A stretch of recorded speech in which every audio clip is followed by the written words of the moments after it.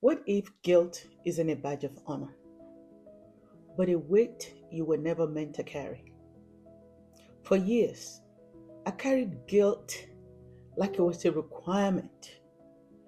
Guilt for wanting rest, guilt for wanting more, guilt for simply existing in a way that didn't meet someone else's expectation. It was exhausting. It was invisible.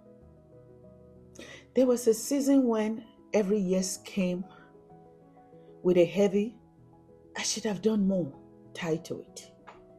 Even the joyful moment felt dimmed by a cloud of, am I doing enough?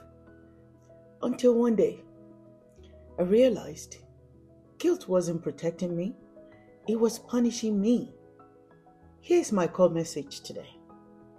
Guilt isn't love. Guilt isn't loyalty. Guilt isn't grace.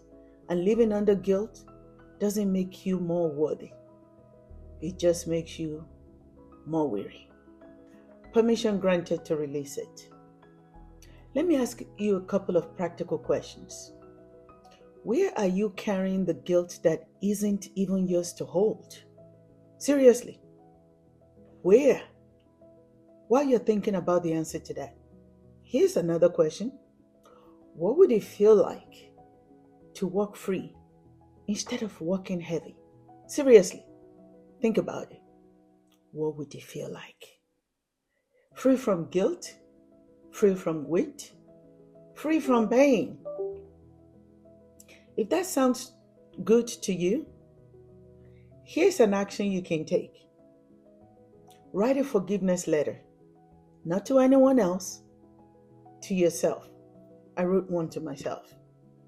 Forgive yourself for what you didn't know, for what you couldn't carry, for the expectations you never agreed to. The first time I did this, my hand shook like, is this even real?